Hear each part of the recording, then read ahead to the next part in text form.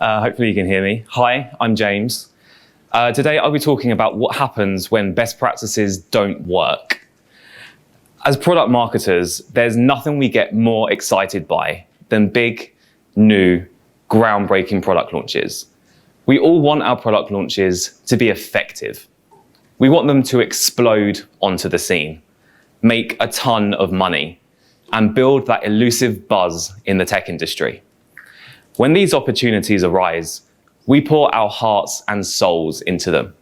Not only are they fun and exciting projects to work on, but they're an opportunity to show that we are experts in our field, that we can project manage, that we can be strategic, that we can execute well, and that we can get results.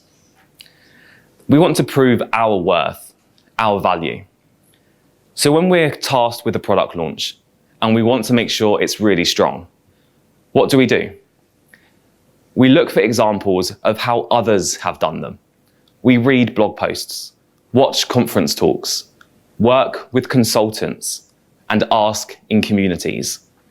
We look for best practices. And luckily, there's more information available now than ever before. Product marketing is finally having its moment in the spotlight. When I started in product marketing 8 years ago, there were no events like this. There were no communities like the Product Marketing Alliance, and there were no resources. There's been a huge increase in the number of product marketers. According to LinkedIn, product marketing is one of the fastest growing roles, increasing by over 30% every year. As we all become experts, we want to pass on our knowledge, so we write about it. A quick Google search shows there are over 240 million results for product marketing best practices. And of course, they're not all going to be useful, but some will have gravitas, some will have authority, and some will have clout. And they will all promise to show you the way. Do this and solve all your problems. They'll proclaim they have the only solution to unlock millions of dollars in revenue, or the one thing you must do to delight your customers. Those approaches are dangerous. There's too much content out there that's written as if it's a definitive guide, when it's only an example that's subject to cultural and personal interpretation, that was viewed in hindsight as a success, and that was affected by multiple cognitive biases, changing the way the story was told. Today, I want to talk about my example of a product launch that was not effective, and I'll explain how we turned it around. I want to talk about how you can find your own exclusive path to execute effective product launches with best practices, customer insight, and iteration at its core. Now, with product launches, we all start off with good intentions, but we're human. We're as susceptible as anyone else to FOMO, the fear of missing out. We want to appear as smart as others, so we would copy ideas, processes, and strategies. We might be unsure what to do, so we rely on public information as a safety net.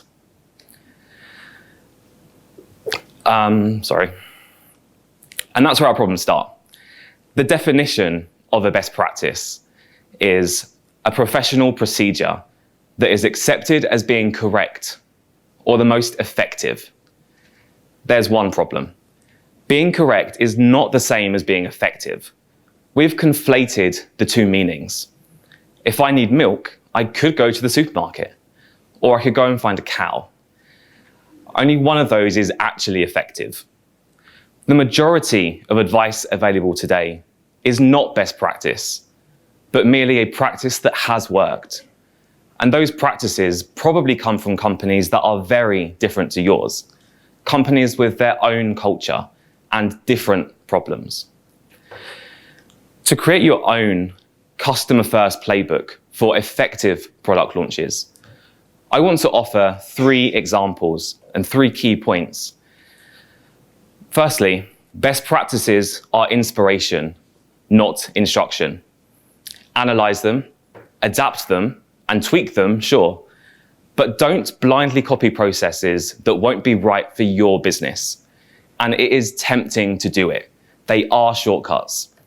But shortcuts cut corners and diminish the quality of your decisions, your execution, and your results.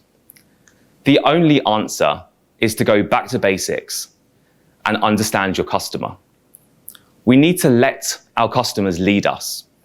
We need to understand who they are as people. We need to understand their mindset. The tactics and strategies that you apply to your business must be built from this foundational understanding. And that won't be right from day one. So we need to learn to adapt. We have to flex our iteration muscle and get better at managing change. As product marketers, we are the voice of our customer, and we will fall further and further behind unless we are continually building our customer understanding and adapting our go-to-market approach. Unfortunately, I learned all three of these lessons the hard way, and I want to offer 3 key examples. But first, some context. I joined a company called Kayako a few years ago as the first product marketer, and I joined at a really exciting time. We were building a brand new product that was completely different from everything else out there. No longer would customer service teams have to treat customers as tickets. Instead, they could create an effortless experience, however their customers communicated with them. We wanted to use the product launch as a rebranding opportunity to move away from a technical audience to a more growth-oriented persona. And we wanted to launch everything at once, with the goal of creating a big bang and building that elusive buzz. I had been a product marketer for a few years at that point, and we knew what we needed to do. We went away, we did the work, we launched, and it completely failed. We were losing customers, losing money, and we weren't growing. It was visible immediately. We had gone from adding thousands of dollars in new revenue every month to hundreds instead. It was bad. We identified 3 areas that were seriously problematic: pricing, positioning, and onboarding. First up, pricing. We had worked with a consultant who had developed best practices and strategies from his time at Microsoft. And he was great. We learned a lot. It was really productive. We felt confident and assured that it would work. The process involved carrying out a survey to understand the value that customers gained from our product. It included a big spreadsheet that listed out every single feature with a dollar value against it, depending on how big of a draw it was. And we looked at competitor pricing to understand how we compared. In hindsight, we should have known that a pricing process developed from a $1 trillion business like Microsoft could never have worked for our $5 million startup. We launched with a standard pricing structure: good, better, and best. It was similar to our biggest competitor, only a few dollars cheaper. And it wasn't effective. Nobody was signing up because they were put off by pricing on the website. Nobody was converting to a paid account because they didn't see the right plan for them. And nobody was renewing because they weren't experiencing the value they expected for the price they were paying.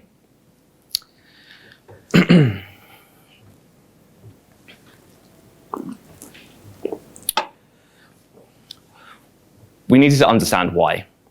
We managed to pick up calls and interviews with our people that we were with, customers, prospects, and anyone that would talk to us. The results were really interesting. Our suspicions were confirmed. Customers weren't signing up because they didn't see the right plan at a reasonable price that represented good value for them. We went back to the drawing board. Who were our customers? We created a spectrum from individual users looking for a simple live chat tool to companies looking for an enterprise-level platform. And we loosely followed a value-based pricing strategy with 3 stages. Firstly, quantify your personas. Who are they, and how profitable are they for you? We did this with data we already had. Secondly, ask your customers which features they value the most. And lastly, ask your customers 4 questions on price to understand their acceptable range. How much is too expensive? How much would be expensive but not out of the question? How much would be a bargain? And what price would be so cheap that you begin to question its quality? When we analysed the results, we found that everything aligns with our customer spectrum. Individual users looking for a simple live chat tool wanted something very cheap or free. Companies looking for an enterprise-level platform were willing to pay significantly more. And this was a fantastic achievement. We had turned our innate understanding of our customers into quantified, evidenced results as the basis for our pricing strategy. Our original plan had been to evaluate pricing every 6 months. If we had waited that long, we would have been in serious trouble. Instead, after we implemented the new pricing, we continuously gathered feedback and monitored metrics to understand what was happening. Over the coming months, we adapted and tested our pricing several times, sometimes with a free plan and sometimes without. We changed the numbers, the layout, the format based on what we were hearing and seeing. And we forced ourselves to iterate. And that wasn't easy. Every change took at least a day's worth of work from 3 people just to implement, let alone the time to plan, agree, and announce. But our ability to react quickly to the information and feedback we were hearing was literally the difference between our success and failure. We're also struggling with positioning. A common best practice is to lead with aspirational world change messaging, to create a category that you can own. And we wanted to do this as part of our product launch to stand out from our competitors. Andy Raskin has a great series of Medium posts on how to do this. His key to creating a category is to define the promised land, the world that your customers can achieve only when they have your product.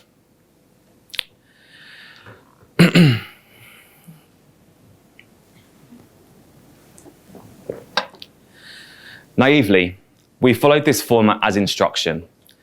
We tried to create a category around effortless customer experience, and we described it in a really human way. The end of being treated like a ticket number.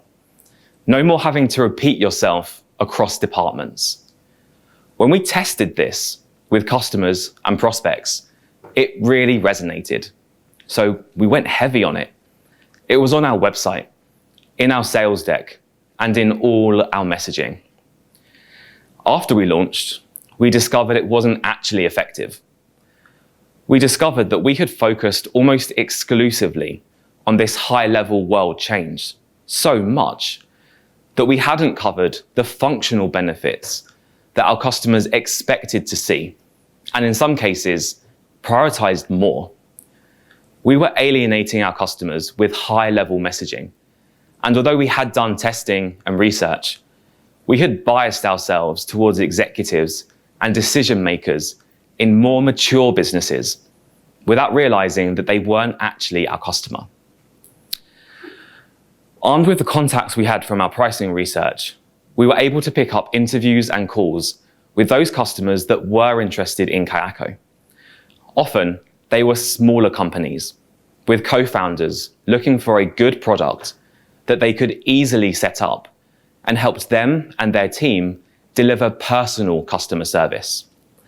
And so we flexed that iteration muscle again. We were able to test, update, and roll out messaging really quickly. Sometimes we would do it every day with small tweaks, rewriting headlines, or trying something completely different. We worked really closely with our sales and success teams to try new messaging, test different demo formats, and try different ways of presenting our value. We tried to get out of our heads, put aside our bias, and really get into our customers and understand what they wanted.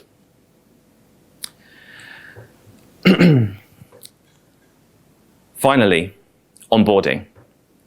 In the run-up to our product launch, we had researched best practices for SaaS onboarding. The majority follow a simple rule called time to value.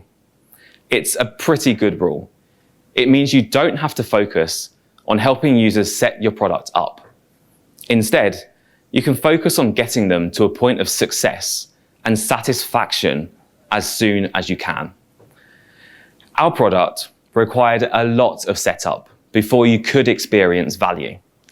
You had to set up your support email address, connect your social accounts, and invite your team. This was way too much work for anyone to do, especially when they were just trialing the product. And yet we still followed this rule as an instruction. And obviously, the results were not effective. Leads were signing up for a free trial, looking around for a few minutes, before leaving straight away. And this couldn't go on.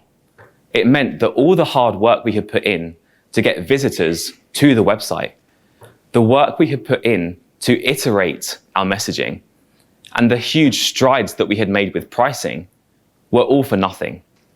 We were falling down at the last hurdle.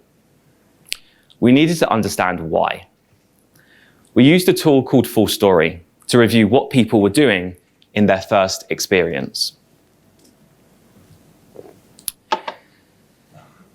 And we found that 99% of people were going straight to the worst place in the product, the place where nothing looks good, where no attention was paid, and where things can get confusing very quickly.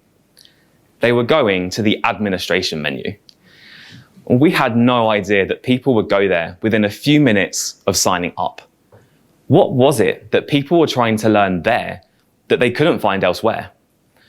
We followed this line of investigation in our calls and interviews, and the results were really interesting. People said they wanted to see the features we had and how flexible and configurable it was. They said they had been interested by the website, and now they wanted to see not just the product, but they wanted to see its potential. How could we help people understand the potential that they could achieve with our product? The answer for us was education. As soon as someone signed up, we showed them a 2-minute intro video, and then we hit them again with 3 key points. We added better information to the admin menu, describing not just the technical detail, but making it clear what the potential usage of each feature is. And we added dummy data and empty states to showcase the full capability. We wanted to get to a point where a user could see what working in the product was like from the moment they signed up. We worked really closely with our designers and developers to iterate. Some of the feedback we received was not good, as we tried something weird or just different. But most of the feedback was positive, as we focused on distilling complexity. And Full Story was also really great to see results. We could instantly see how people were using it and whether they were being more successful with each version we tried. When we looked at the data, we found a clear connection between the educational onboarding experience and higher trial conversion. It took us about 6 months of righting these wrongs. And over that time, we managed to increase the new revenue we added each month by over 80%. Within 18 months of launch, Kayako had become a $2 million recurring revenue business for us and was soon acquired on the strength of its growth. I hope you can see how in each of these examples, we were able to pick up a struggling product launch and put it back on track. And I hope it serves as an example of how you can create your own customer-first playbook for effective product launches with these 3 key points. Firstly, remember that best practices are inspiration, not instruction. And the same goes for any advice, any tips, any recommendations, even this talk. There are simply too many variables, too many unknowns, and too many inherent biases at play to take a process from one company and expect it to work well in yours. But that's not to say we can't take inspiration from them. A few years ago, Intercom wrote about their feature release matrix, and I bet that at least half of the product marketers in this room have read that article, tweaked it to suit their own needs. We can also go a step further and apply some light critical analysis to the advice and recommendations we might hear. We can ask ourselves questions like, why was this successful? What would prevent it from working well in my business? And how are these situations different? Your homework is pretty simple. When you get back to the office, take a few minutes to think about how all of the insight you've heard from this fantastic lineup of speakers today and tomorrow applies to your business and how the situations and contexts are different. Secondly, we need to let our customers lead us. And this might sound pretty obvious, but doing it can also feel pretty strange. After all, there's a quote that people often attribute to Henry Ford that makes a lot of sense. If I had asked my customers what they wanted, they would have said a faster horse. Especially if, like my product launch at Kayako, you're moving towards a new type of customer that you don't know well enough yet. It can be tempting to put something out that you think will work, like positioning based on your internal understanding or pricing based on your competitors. As product marketers, we must continually build our understanding of our customers all the time. We have to talk to our customers through continuous research, not just one-off projects. We really need to put aside our bias, get out of our heads, and really get into theirs. And finally, we need to flex our iteration muscle. And I've called it a muscle because unless you do it often, it will be hard, it will be uncomfortable, and it will hurt. But we have to keep stretching. As marketers, I think we're conditioned to prefer one-off, big bang launches. We do it, launch it, move on to the next thing, and we'll revisit at some point in the future. But we are almost in 2020. Nothing lasts 6 months anymore. Your customers' goals, pains, gains, and initiatives change much more often than you think. And so does your business strategy. What was true and worked well yesterday might not work so well tomorrow. Implementing pulse checks can be really valuable. With small polls, real-time feeds, or regular evaluations to check 2 things: whether your understanding is still correct and whether your execution is still effective. To build your own customer-first playbook for effective product launches, remember to best practices are inspiration, not instruction. Let your customers lead you and flex your iteration muscle. You'll be able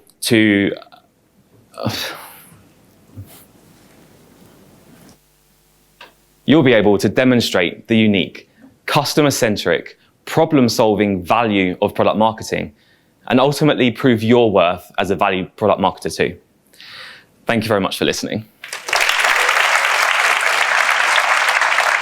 Thank you, James. We have a couple of questions. Yeah? You okay with a couple of questions? Yeah. Can we put the Slido questions up? Okay.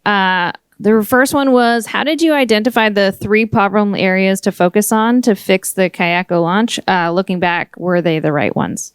That is a really good question. From the beginning, we were very, very strong on doing win-loss calls, win-loss interviews. As soon as someone signed up, as soon as an opportunity closed won or closed lost, we would be on the phone to them, trying to find out exactly what their experience was like, what they thought of the process, how we compared to competitors. And through that process, we were able to pick up a lot of value. Cool. And I'm going to skip the second question because I feel like you answered that in your whole talk. But what's the number one must-have skill of P? I'm assuming they mean product marketers, not product managers. Yeah, PMMs. it's a really good question. I think for me, there's always an underlying valuable skill of customer empathy and being able to relate to the customers that we have.